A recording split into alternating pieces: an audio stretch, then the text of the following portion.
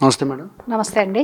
Madam, మొన్న జరిగిన exit polls అసలు ప్రజల్ని కూడా ఇటువంటి భయాందోళనకి గురి చేస్తున్నాయి. ఎంతవరకు నమ్మే అవకాశం ఉంది ఎగ్జిట్ పోల్స్ మీద?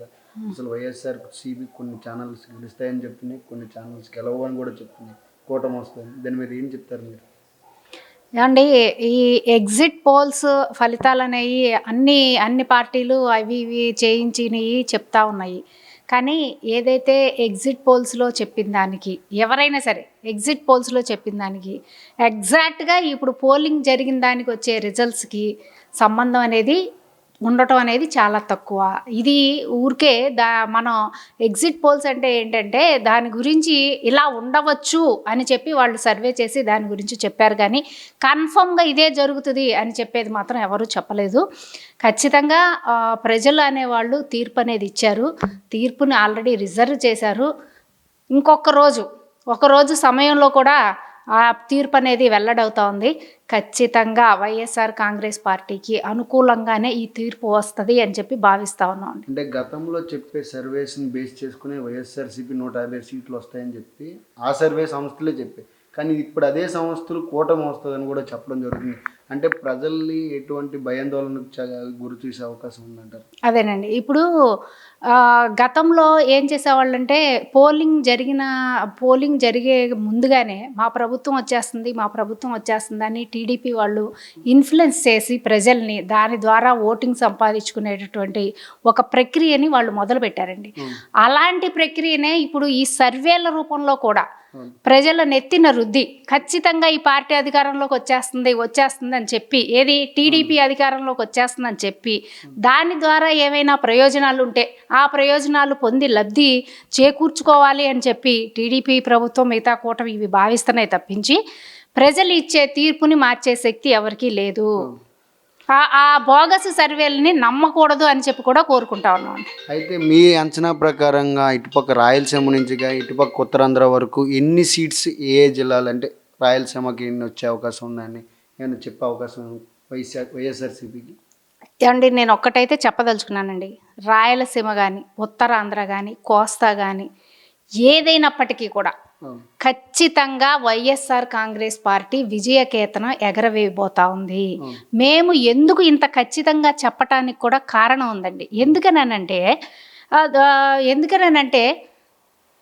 జగన్మోహన్ రెడ్డి గారు ప్రజలకు ఇచ్చినటువంటి సంక్షేమం, ఆ సంక్షేమంలో కూడా ముఖ్యంగా మహిళా సంక్షేమం.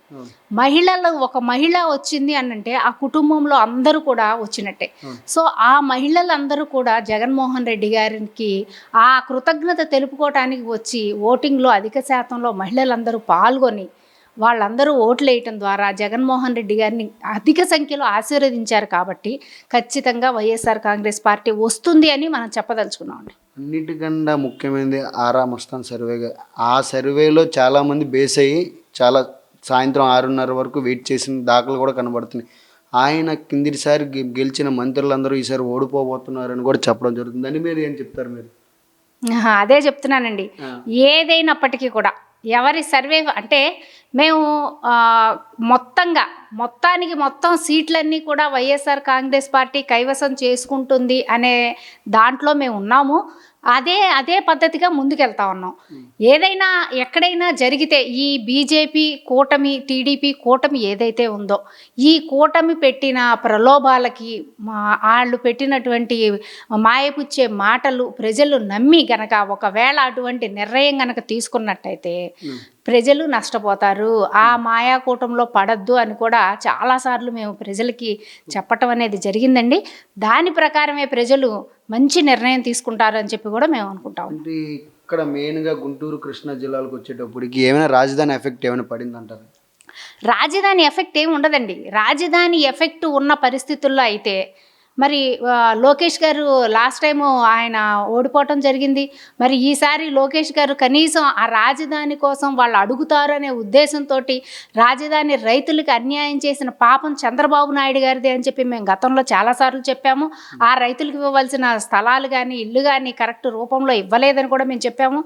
ఆ ఫలితం అంతా ఉండబట్టి రేపొద్దున ఖచ్చితంగా అక్కడ సీట్లు, రాజధాని నుంచి వచ్చే సీటు కూడా వైఎస్ఆర్ కాంగ్రెస్ పార్టీ గెలుచుకుంటాం తప్పించి తెలుగుదేశం పార్టీకి అంత అవకాశం, కూటమికి అంత అవకాశం ఉండకపోవచ్చండి. మరి పవన్ కళ్యాణ్ గారు భారీ మెజారిటీతో గెలుస్తారని ప్రతి సర్వే కూడా చెప్తుంది. మరి ఆయన మీరు గెలవరు, పక్కాగా వంగా గీత గారు గెలుస్తారని గతంలో చెప్పడం కూడా ఉంది. ఆయన గురించి ఏం చెప్తారు అసలు? పవన్ కళ్యాణ్ గారు, నేను గతంలో కూడా చెప్పానండి, పవన్ కళ్యాణ్ గారిని అసెంబ్లీ గేటు ఎక్కకుండా చేస్తాము అని చెప్పి చంద్రబాబు నాయుడు గారు, లోకేష్ గారు పలు సందర్భాలలో వాళ్ళల్లో వాళ్ళు మాట్లాడుకోవటం అనేది, వాళ్ళ పార్టీలో కూడా మాట్లాడుకోవటం అనేది జరిగింది అనేది వాస్తవం. సో కానీ ఇది మన రాష్ట్రం అంతా, ఆంధ్ర రాష్ట్రం అంతా ఈ విషయం తెలిసిన పవన్ కళ్యాణ్ గారికి తెలియకపోవడం అనేది మరి ఆయన దురదృష్టం ఏంటో అర్థం కాదు.